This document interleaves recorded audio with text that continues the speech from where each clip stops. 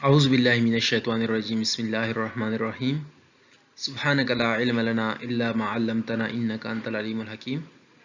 अस्सलामु अलैकुम dear students. आज हम सॉफ्टवेयर इंजीनियरिंग का लेक्चर नंबर 6 करने जा रहे हैं।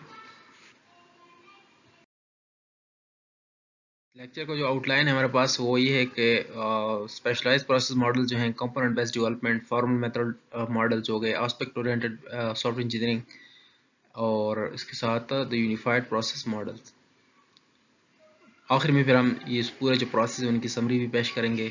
लेकिन ये आपको समझना होगा कि ये जो प्रोसेस मॉडल्स रहते हैं ये सब एडवांस मॉडल्स हैं जो आप सॉफ्टवेयर इंजीनियरिंग 2 में डिटेल के साथ करेंगे, क्योंकि इनमें ज़्यादातर जो है वो ऑब्जेक्ट ओरिएंटेड मॉडलिंग से रिलेटेड हैं।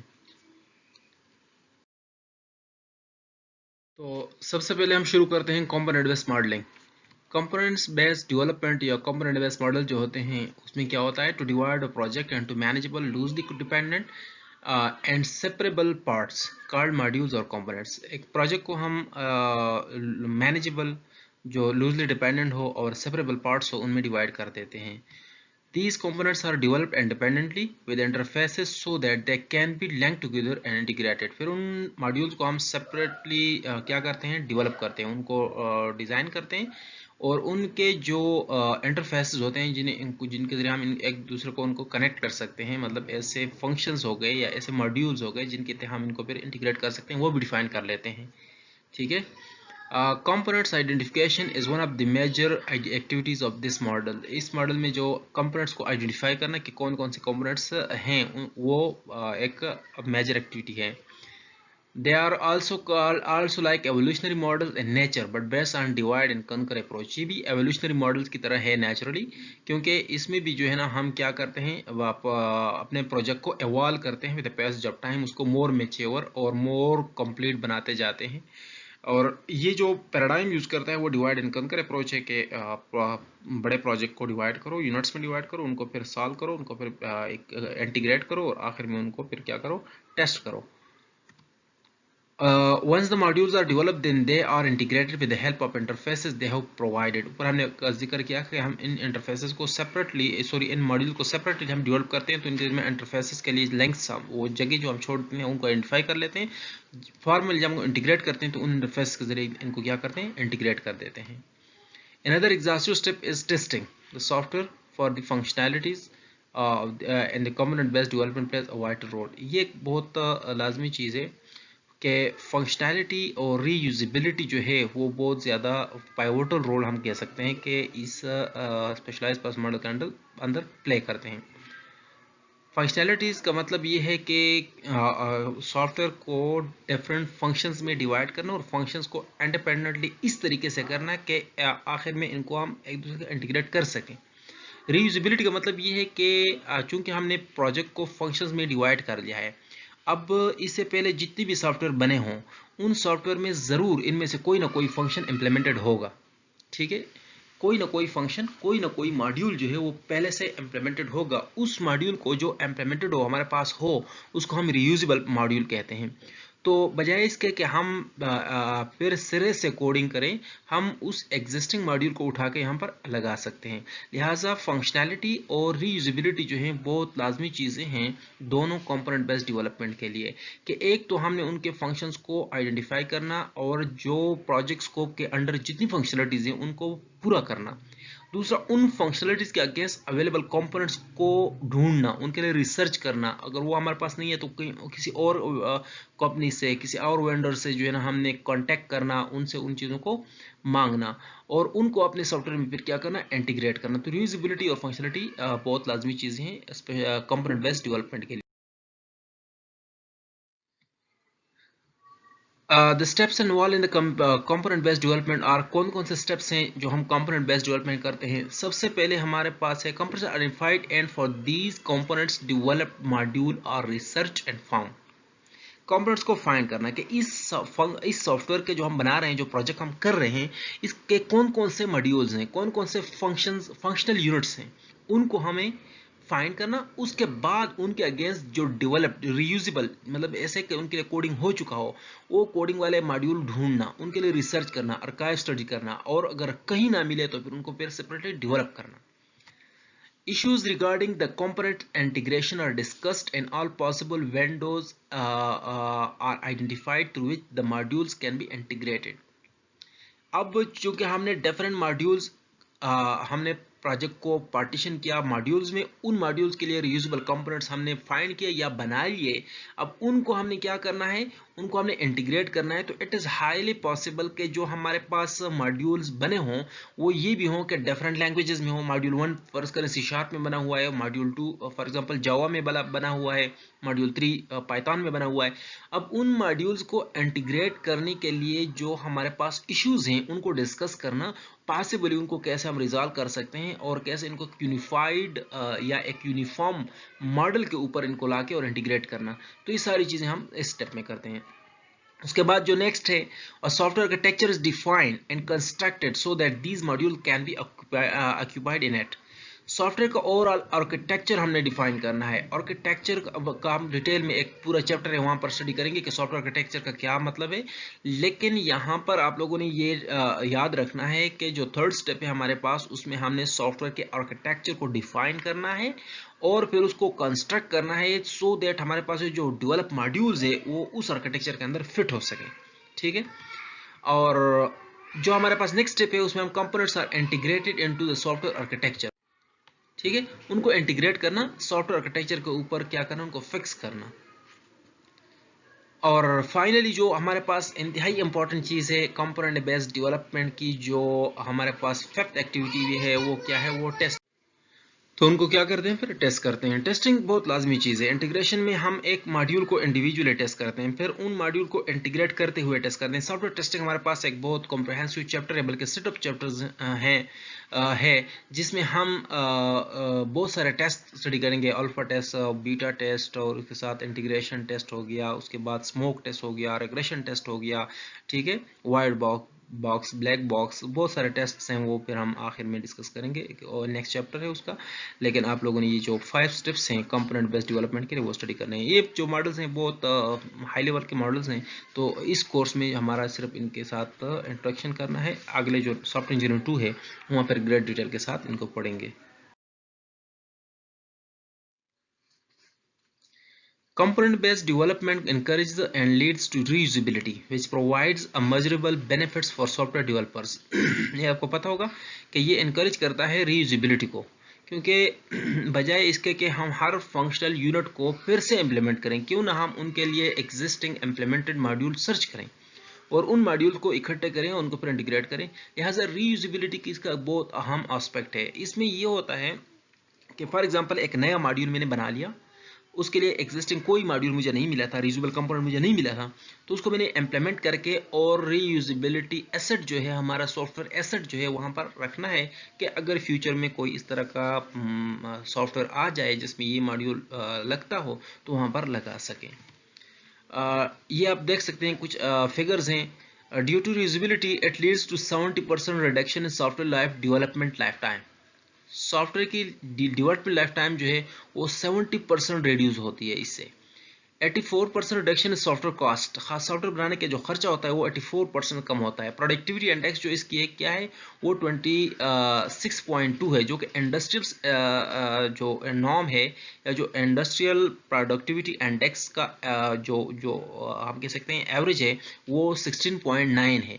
लिहाजा आप देख सकते हैं कि प्रोडक्टिविटी इंडेक्स बहुत बेहतर है इसका। Existing reusable modules are incorporated in under development project। जो हम डेवलप कर रहे हैं उस प्रोजेक्ट में existing reusable module को incorporate करते हैं। and if not found, अगर हम नहीं मिले, then modules are coded by itself and then stored as reusable component and become software assets। और फिर उसको हम software assets कहते हैं, क्योंकि एक नया सॉफ्टवेयर हमने बनाया है, नया मॉड्यूल मैंने कोड कर लिया, उसको मैंने अपने पास रख दिया, वो मेरे पास एक एसेट के तौर पर पड़ा हुआ है। These modules need to be independent as much as possible। However, the association between within module must be strongly related। ये है कि जो मॉड्यूल हैं वो आपस में, तो जो सेपरेट मॉड्यूल्स हैं पॉसिबली अगर वो एक दूसरे से बहुत डिफरेंट हो तो बहुत अच्छा है, लेकिन एक मॉड्यूल के अंदर जो फंक्शंस हैं वो स्ट्रांगली एसोसिएटेड होना चाहिए उनको।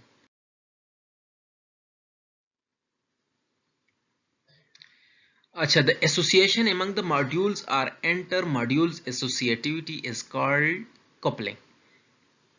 For efficient component based development, coupling must be minimum. अच्छा, ये है कि जो हमारे पास मॉड्यूल्स हैं, एक मॉड्यूल और दूसरे मॉड्यूल के दरमियान एसोसिएशन को हम कपलिंग कहते हैं। फॉर एग्जांपल, मेरे पास यहाँ पर कुछ मॉड्यूल्स हैं, ठीक है, ये मेरे पास सॉफ्टवेयर के मॉड्यूल्स हैं, ठीक है। अब डेफिनेटली चूंकि all these module are basically representing a single project, so in somehow in some context they must be related with each other, but what we'll have to do is to minimize this association. ये आपस में इस तरह link होंगे, ठीक है, ये modules आपस में लिंक होंगे। आपने किसी न किसी तरह से मुख्तलिफ तरीकों से फंक्शन कॉल के ज़रिए, इस तरह इनहेरिटेंस के ज़रिए, ये आप देख सकते हैं कि ये पॉसिबल लिंक्स हैं इनके दरमियान। लिहाजा हमारा जो मकसद होगा वो क्या होगा कि हमें ऐसे मॉड्यूल्स मिले जो ज़्यादा हद तक इंडिपेंडेंट हो, और इस डिग्री ऑफ एसोसिएशन को जो ये मॉड्यूल्स के बीच में है, इन मॉड्यूल के आपस में जो रिलेशंस हैं, जो कनेक्शंस हैं, नंबर ऑफ कनेक्शंस हैं, नंबर ऑफ एसोसिएशंस हैं, उनको हम कपलिंग कहते हैं। तो हमें कंपोनेंट बेस्ड डेवलपमेंट में इस कपलिंग को क्या करना पड़ता है, मिनिमाइज करना पड़ता है। दूसरा जो हमारे पास है वो है कोहिजन। कोहिजन का क्या मतलब है, क्योंकि एक मॉड्यूल के अंदर भी कई सारे फंक्शंस हो सकते हैं, ठीक है, एक मॉड्यूल के अंदर कई सारे फंक्शंस हो सकते हैं। सपोज ये मॉड्यूल है और उसके अंदर ये छोटे छोटे क्या हैं, ये उसके सब फंक्शंस हैं, टास्क हैं, तो इनके दरमियान भी रिलेशन होता है। ये जो फंक्शंस है विद इन मॉड्यूल, तो इनके दरमियान भी इस तरह के एसोसिएशंस होते हैं। इस एसोसिएशन को हम कहते हैं कोहिजन, ठीक है। On the other hand, the association of the components within a module is called cohesion. तो हमने क्या करना होता है, हमारा component based development efficient कब होगा, जब हम cohesion को maximum करेंगे और coupling को minimum करेंगे, ठीक है। तो एंटर मॉड्यूल कनेक्टिविटी जो है उसको हम कपलिंग कहते हैं, उसको हमें रिड्यूस करना होता है, और इंट्रा मॉड्यूल कनेक्टिविटी जो है उसको हम कहते हैं कोहिजन, और उसको हमने मैक्सिमम करना होता है। The integration of these components upon the develop architecture is performed. अब जब इनकी जो इंटीग्रेशन हम करते हैं, कभी वो किस चीज़ पर करते हैं, वो हमारे पास जो डेवलप्ड आर्किटेक्चर होगा उसके ऊपर हम इनको इंटीग्रेट करेंगे। अब वो डेवलप आर्किटेक्चर कैसा होगा वो हम डिटेल के साथ एक पूरे चैप्टर में डिस्कस करेंगे, लेकिन यहाँ पर आप लोगों ने समझना है कि वो भाई एक ऐसा बॉक्स होगा जिसकी बॉक्स के अंदर हम इन मॉड्यूल को डालना होगा, और उस बॉक्स में फिर इनके कनेक्शन डिफाइन करने होंगे। पूरा के पूरा जो सॉफ्टवेयर आर्किटेक्चर मतलब ये है कि everything related with software. Individual modules are tested if they are built anew, but if existing are used, तो फिर टेस्टिंग की रिक्वायरमेंट नहीं होती। इंडिविजुअल मॉड्यूल्स की जो है ना, हम टेस्टिंग तब करते हैं जब हमने नया बनाया हो, और अगर हमने कोई एग्जिस्टिंग मॉड्यूल जो टेस्टेड हो पहले से और वो ऑलरेडी सॉफ्टवेयर में यूज़ हो चुका हो, तो उसको दोबारा टेस्ट करने की ज़रूरत नहीं होती मोस्टली, लेकिन फिर भी हम अपने इत्मीनान के लिए जो है ना थोड़ा सा कर लेते हैं। Finally exhaustive system, overall system, ये जो एग्जॉस्टिव सिस्टम ओवरऑल सिस्टम है ये इंटीग्रेशन का है, सही है, ओवरऑल क्योंकि वो इस कॉन्टेक्स्ट में इंपॉर्टेंट है, क्योंकि हमने इन मॉड्यूल को जब इंटीग्रेट करना होता है तो इनके दरमियान फ्लो ऑफ इंफॉर्मेशन होती है, वो इंफॉर्मेशन बहुत क्रिटिकल इंफॉर्मेशन एक्सचेंज होती है, उसमें हमने हर एस्पेक्ट से हर पॉसिबल ऑप्शन पर जो है ना टेस्ट करना होता है। इंटीग्रेशन करने के बाद दो को इंटीग्रेट किया, फिर उनको कंबाइनली टेस्ट किया, फिर तीसरे को हमने इंटीग्रेट किया, इंटीग्रेशन का टेस्ट किया, फिर उसको कंबाइन करके तीनों का कंबाइन टेस्ट किया। तो लिहाजा ये एक बहुत एग्जॉस्टिव प्रोसेस होता है। जो टेस्टिंग हमारे पास कंपोनेंट बेस्ड डेवलपमेंट में होती है बहुत ज़्यादा कॉम्प्रिहेंसिव होती है। दूसरा जो हमारे पास है वो फॉर्मल मेथड है। फॉर्मल मेथड बहुत एक सोफिस्टिकेटेड और एक new software development process model है। Formal method is yet another process model which consist of set of activities that leads to formal mathematical specification of computer software। अच्छा, यहाँ पर जब हम चूंकि सॉफ्टवेयर इंजीनियरिंग की बात कर रहे हैं तो इसमें हम mathematical specification of software computer software की बात करेंगे, लेकिन ये फॉर्मल मेथड वाले जो मॉडल्स हैं ये किसी भी किस्म के डेवलपमेंट के लिए हैं। ये हार्डवेयर डेवलपमेंट के लिए भी है, ये किसी इंडस्ट्रियल डेवलपमेंट के लिए भी, हर किसी के डेवलपमेंट के लिए भी हम जो हर किस्म के डेवलपमेंट के लिए हम इसको यूज करते हैं। Form limiter enable a software engineer to specify, develop and verify a computer based system by applying a rigorous mathematical notation। Mathematical notation के जरिए उसके इंडिविजुअल स्पेसिफिकेशंस को क्या करता है, उसे चेक करता है और उसको ले डाउन करता है। It is much in-depth study of requirements and thus ambiguity, incompleteness and inconsistency is easily found। बहुत ज़्यादा rigorous है in nature, बहुत डिटेल ओरिएंटेड है, बहुत डिटेल के साथ ये चीज़ों को करता है। लिहाजा रिक्वायरमेंट्स में कोई ambiguity हो, कोई incompleteness हो, inconsistency हो, तो उनको बहुत आसानी से फाइंड कर लेता है और बहुत डिटेल के साथ फाइंड कर लेता है। It is not used in business domain because it is time consuming and difficult to follow। Business domain में चूंकि हमने जो है ना प्रॉफिट करना होता है, हमने टाइम सेव करना होता है, हमने रिसोर्सेज कम यूज करने होते हैं, लिहाजा उस कॉन्टेक्स्ट में हमने यूज करते हैं। हाँ, few software developers comprehend this model.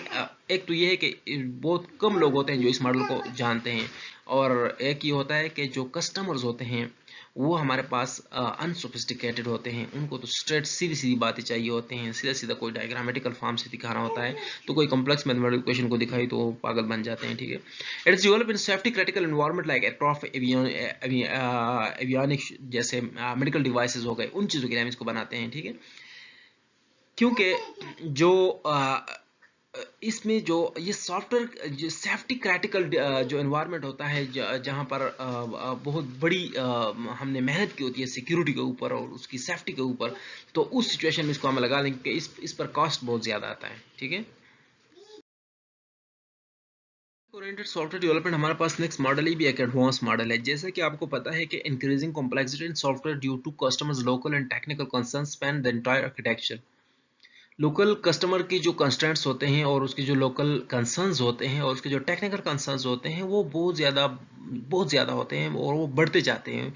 तो इसकी वजह से जो एंटायर आर्किटेक्चर होता है वो भी बढ़ते जाते हैं, वो भी बहुत ज़्यादा तादाद में और बहुत कॉम्प्लेक्स नेचर के बनते जा रहे होते हैं।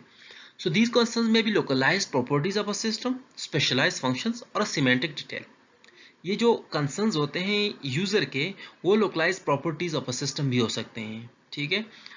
जैसे फॉर एग्जांपल एक यूज़र कहता है कि मेरी जो कस्टमर्स है उनकी मैक्सिमम सैलरी इतनी होनी चाहिए, ड्यूटी आवर्स इतने होने चाहिए वगैरह वगैरह, मार्केटिंग कुछ पॉलिसीज़ हों वगैरह।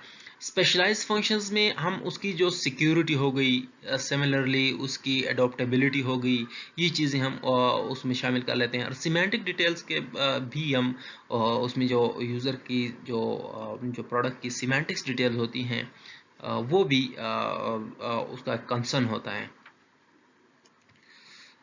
Complex system developers implement a set of localised features, functions and information content. ठीक है। वो कॉम्प्लेक्स सिस्टम डेवलपर जो होते हैं वो लोकलाइज फीचर को इम्प्लीमेंट करते हैं, फंक्शंस को, इंफॉर्मेशन कंटेंट को डेवलप करते हैं।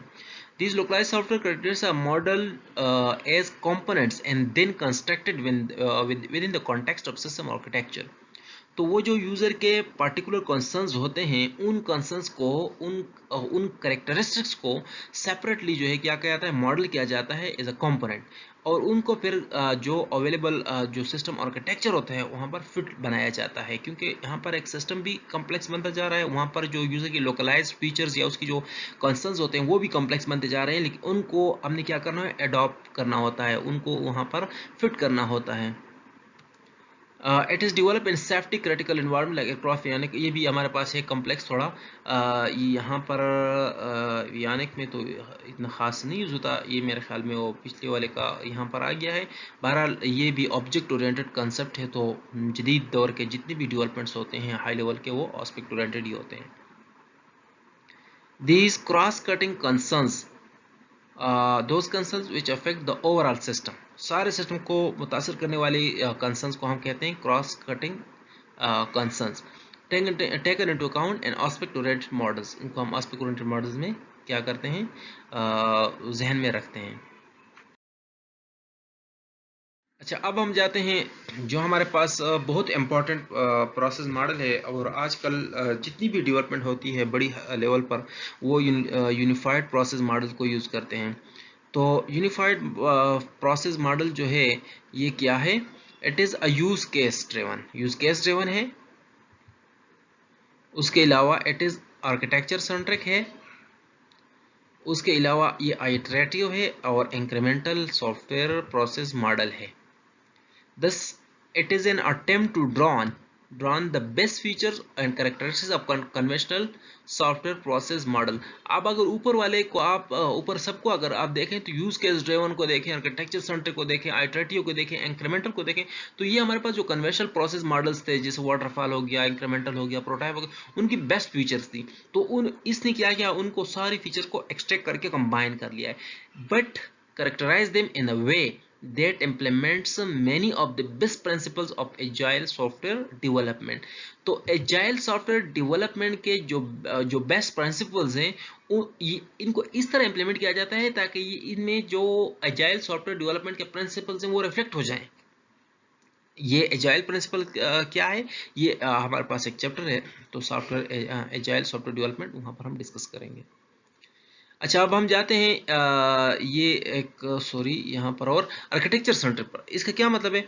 आर्किटेक्चर सेंट्रिक का मतलब है means that it focuses on the reliance on the changes of architecture and future में अगर सिस्टम का आर्किटेक्चर चेंज हो जाता है तो उसमें इसकी रिलायंस क्या है, पोर्टेबिलिटी इस सिस्टम की क्या है, एडॉप्टेबिलिटी इस आर्किटेक्चर की क्या है, और सिमिलरली रीयूजेबिलिटी।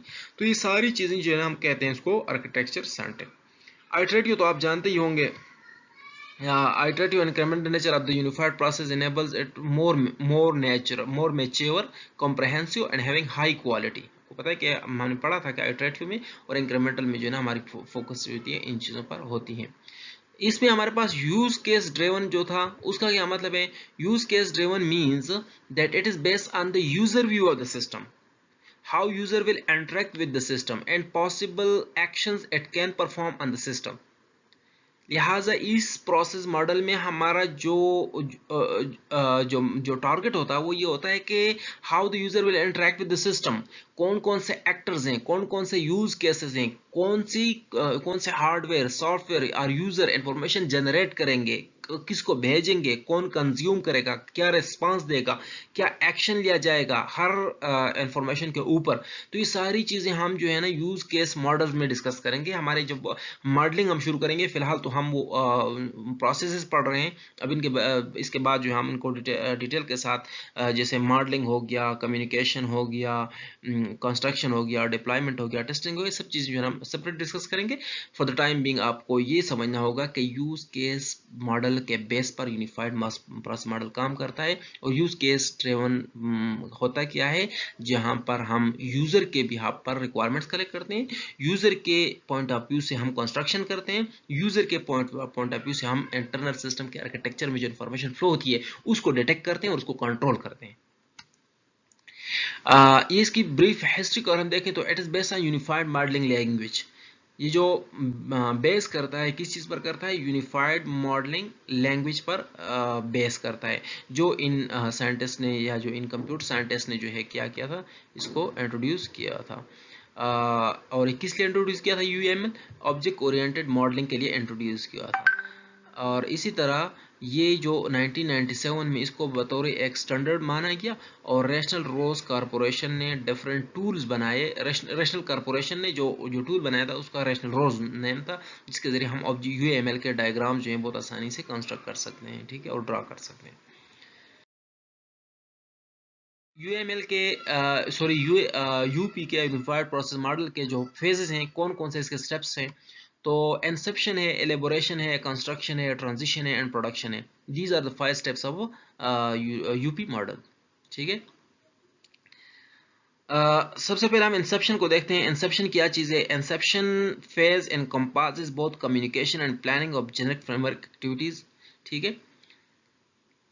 इंसेप्शन के ऊपर जो हमारे पास बुनियादी तौर पर चीज़ें होती है वो हमारे पास जेनेरिक फ्रेमवर्क एक्टिविटी में कम्युनिकेशन और प्लानिंग वाली कुछ, ठीक है। तो अब कुछ कम्युनिकेशन वाली चीज़ों को कंबाइन करके उन दोनों को एनकम्पोज करता है। इसमें क्या होता है?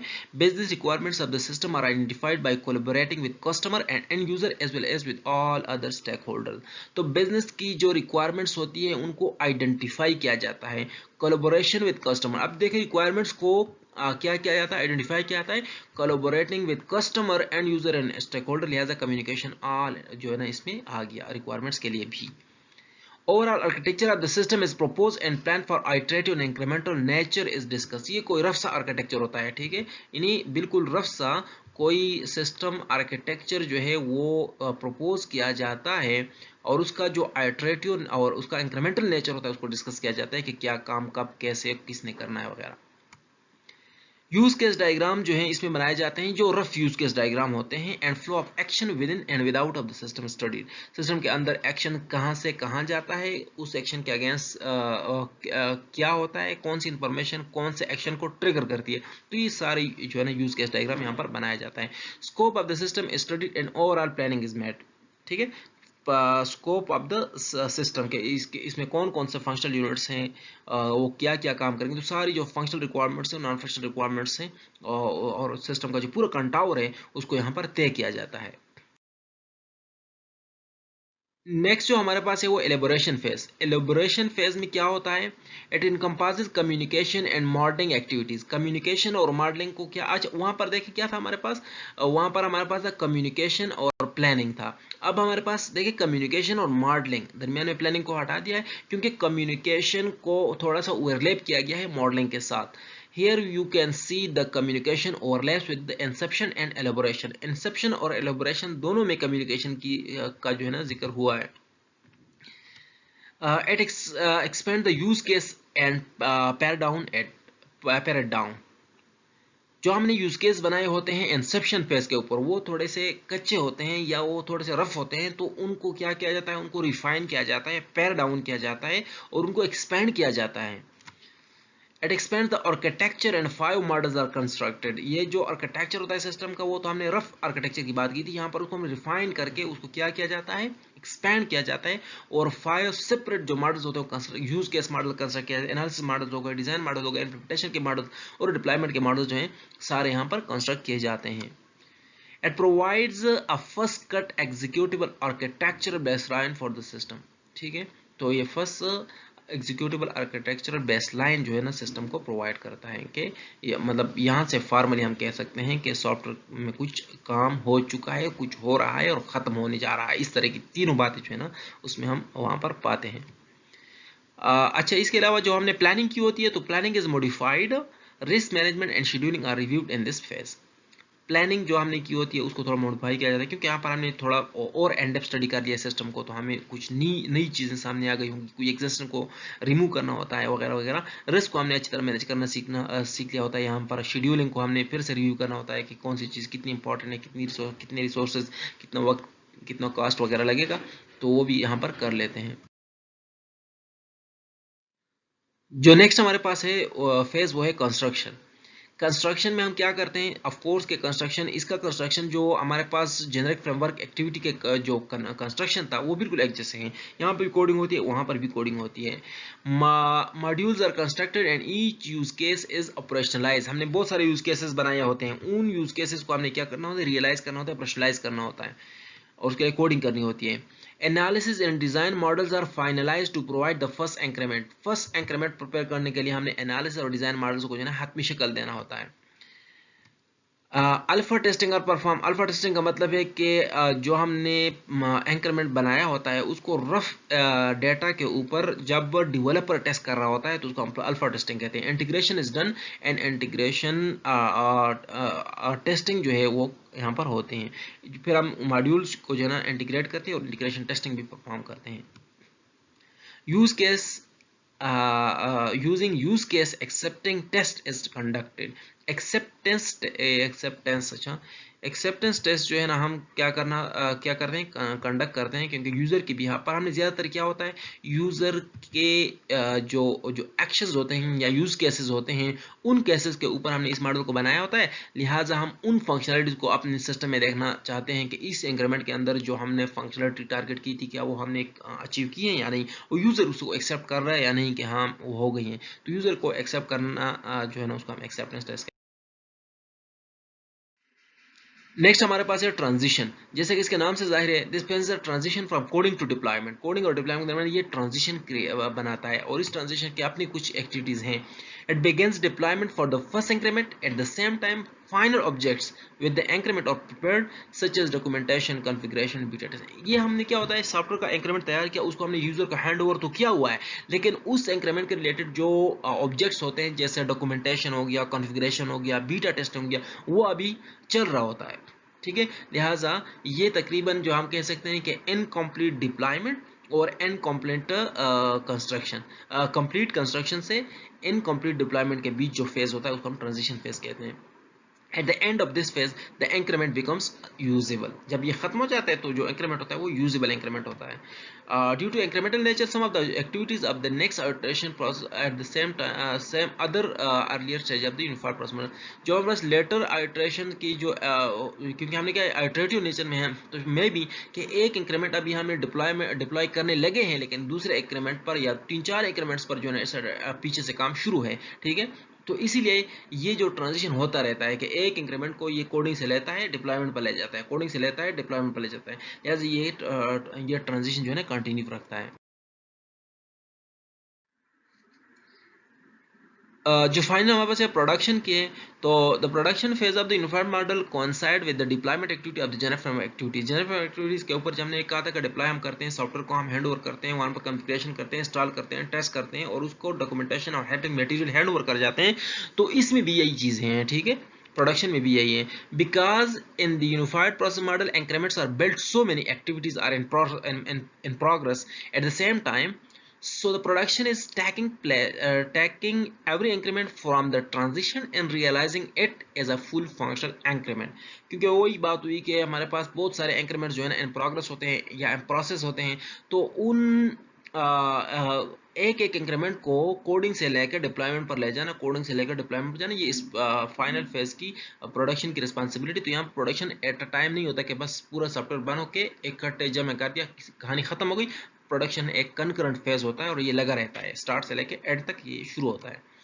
The result of the beta testing and white box testing are evaluated and validated। beta testing वो टेस्टिंग है जो यूजर कर ले, हमने यूजर को हमने सॉफ्टवेयर बना लिया, इस पर अपने रफ डेटा से टेस्ट कर लिया, काम करता है, यूजर के दे दिया, यूजर ने अपना जो ओरिजिनल डेटा है उसको सिस्टम पर चढ़ा दिया और अब देखता है कि क्या वो उस पर ठीक काम कर रहा है कि नहीं। अगर ठीक काम करता है तो वो बीटा टेस्टिंग को क्वालिफाई कर जाएगा, नहीं तो उसको फेल कर जाएगा और उसको फेल करने की सूरत में उसको वापस एवेल्यूएशन के लिए भेज दिया जाएगा कि बीटा टेस्टिंग पर्टिकुलर जगह यहाँ पर इस डेटा के ऊपर अच्छा काम नहीं कर रहा या गलत काम कर रहा है, तो उसको हम फिर ठीक करते हैं। उस तरह white box testing overall system को हम जो है क्या करते हैं, सॉरी ब्लैक बॉक्स टेस्टिंग, यहाँ पर ओवरऑल सिस्टम को की जो टेस्टिंग होती है उसको हम ब्लैक बॉक्स टेस्टिंग कहते हैं। ब्लैक बॉक्स टेस्टिंग यहाँ पर परफॉर्म की जाती है और उसके जो रिजल्ट्स होते हैं उनको वैलिडेट किया जाता है, उसमें चेंजेस जो होती हैं उनको बनाया जाता है। Construction, transition and production phase are normally conducted together. ये जो तीन फेजेस हैं, कंस्ट्रक्शन हो गया, ट्रांजिशन हो गया और प्रोडक्शन हो गया, ये तीन नॉर्मली जो है ना कंकरेंटली की जाती हैं। पता नहीं चलता है कि कौन सी एक्टिविटी कौन से फेज में चल रही है। एक एक्टिविटी का एग्जैक्ट हम नहीं कह सकते कि एक्टिविटी प्रोडक्शन की या ट्रांजिशन की या कंस्ट्रक्शन की, ठीक है, क्योंकि सिमल्टेनियसली तकरीबन चल रहे होते हैं।